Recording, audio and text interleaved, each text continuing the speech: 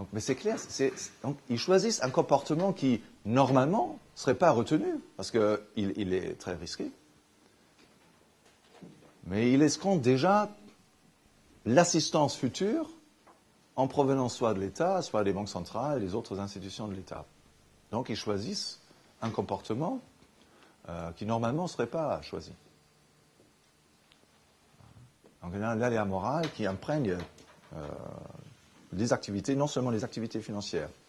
Mais il en résulte évidemment la même chose que sur le plan du système bancaire, à savoir qu'il y a donc une fragilisation de l'économie dans son ensemble. S'il y a juste un qui se comporte de manière irresponsable, on peut le laisser couler sans grave difficulté pour le système.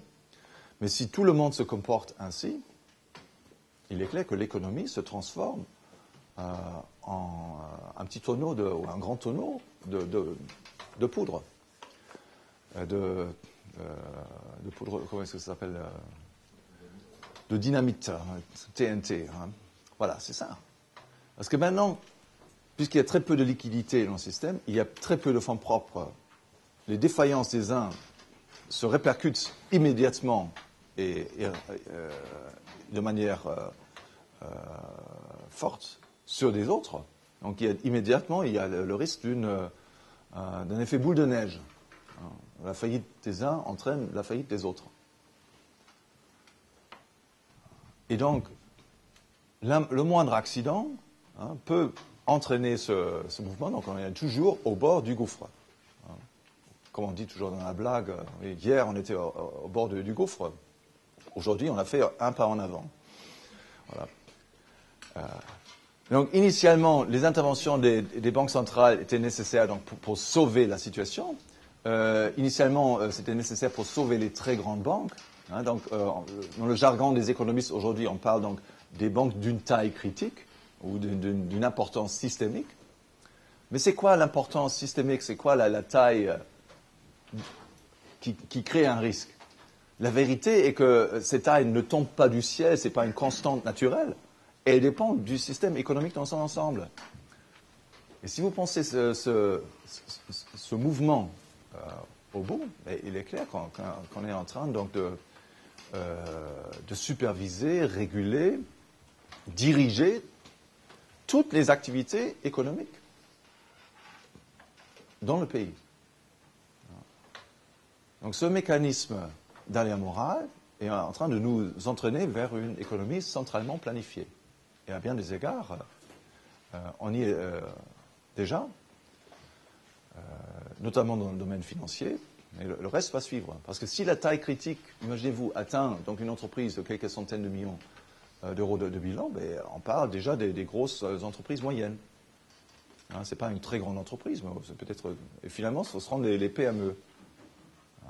Donc avant, on avait juste régulé les très grandes entreprises financières, les grandes banques, etc. Mais finalement, on va tout réguler pour empêcher qu'ils fassent des mauvais choix. Parce que c'est plus eux, c'est juste eux. Avant, c'était juste eux, c'était leur propre responsabilité. Non, maintenant, il faut se comporter de manière responsable. Il faut assumer ses responsabilités civiques.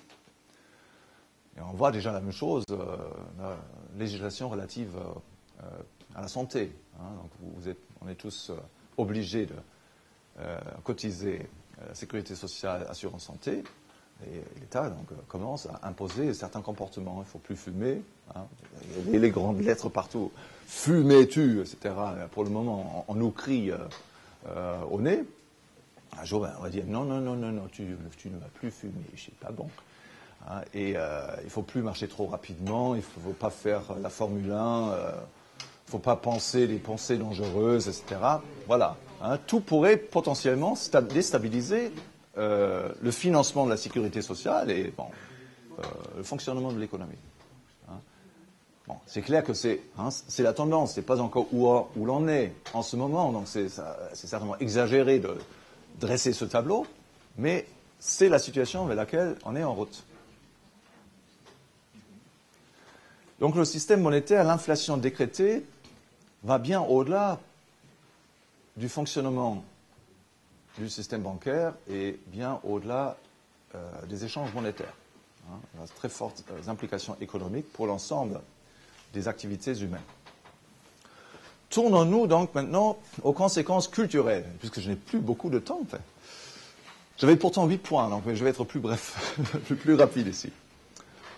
En fait, je vois ça, il y a déjà une répétition, il reste 7 points. Hein, voilà. Donc, premier point, si nous pensons maintenant ce que veut dire une implication culturelle des effets cantillons. Donc, les premiers utilisateurs de la nouvelle monnaie sont avantagés par rapport aux derniers. On a déjà vu que l'État est toujours en première ligne, donc lui, il est parmi les bénéficiaires, je vais revenir là-dessus. Mais qui encore est typiquement parmi les bénéficiaires? Bon, les milieux financiers, donc déjà, donc, il y a l'industrie financière a donc une place exagérée, hein, donc, excessive dans la vie économique. Et plus que ça, encore, c'est les gens actifs, d'accord? Typiquement les jeunes. Hein, parce que la monnaie, donc création de monnaie, influe les revenus, pas forcément le patrimoine de manière indirecte. Donc surtout les revenus sont bénéficiés, donc le rôle économique de la jeunesse, qui en plus a donc accès facile au crédit, est en hausse relativement à l'importance économique des gens plus âgés. Et c'est donc quelque chose qu'on a pu observer pour la première fois, je crois, c'était décrit dans les années 1920. C'était la première grande phase inflationniste du XXe siècle. Donc, il y a un culte de la jeunesse qui s'est installé.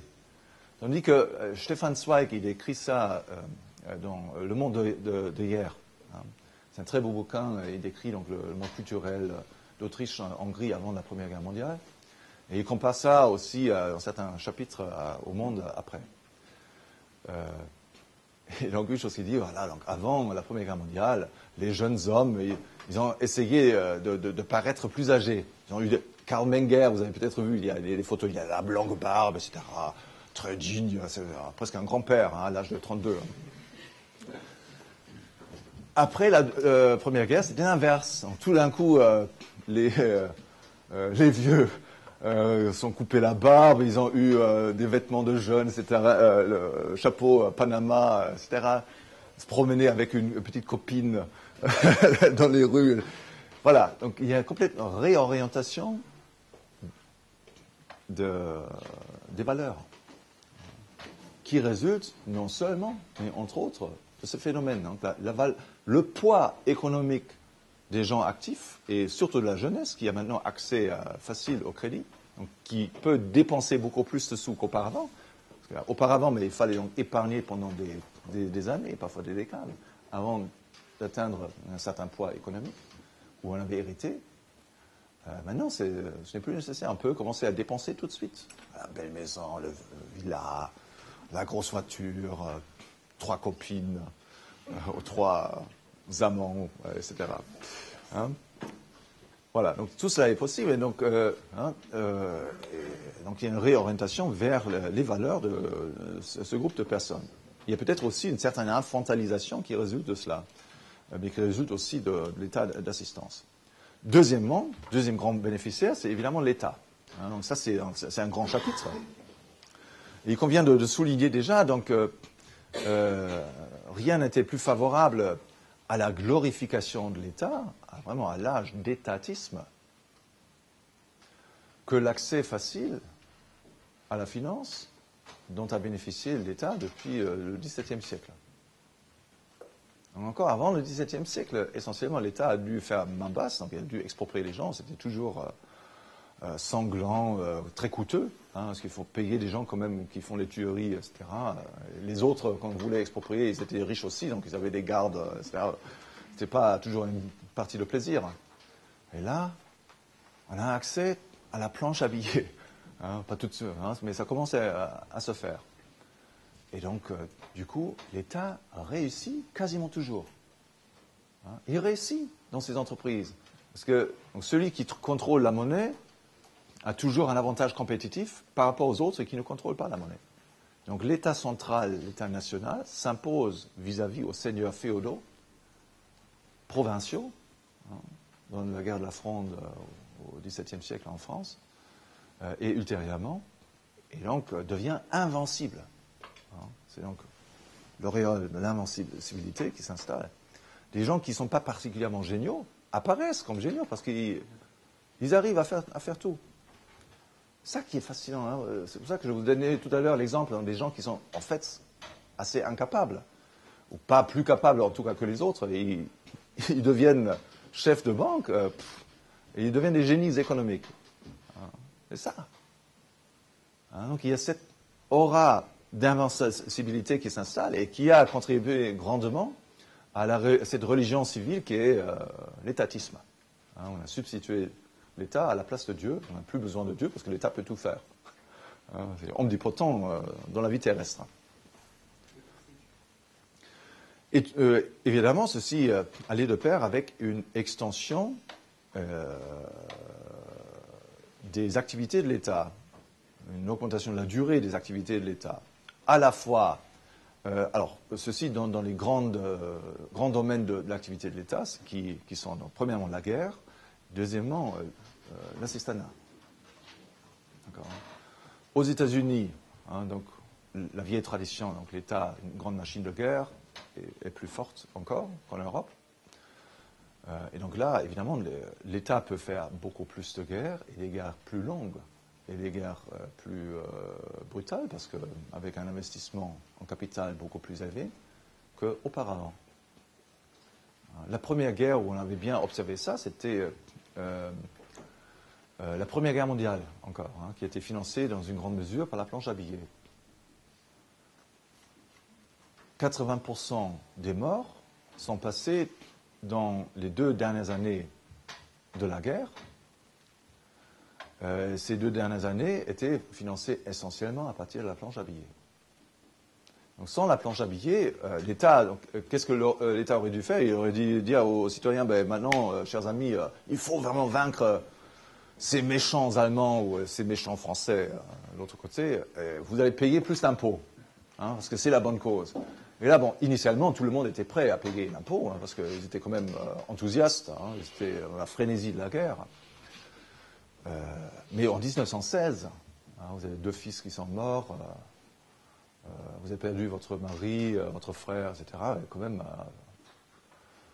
l'enthousiasme est en train de mourir. Vous êtes mort depuis 1 an déjà. Vous en avez marre. Bon, maintenant, on va terminer cette histoire. On s'est tué assez. Vous faites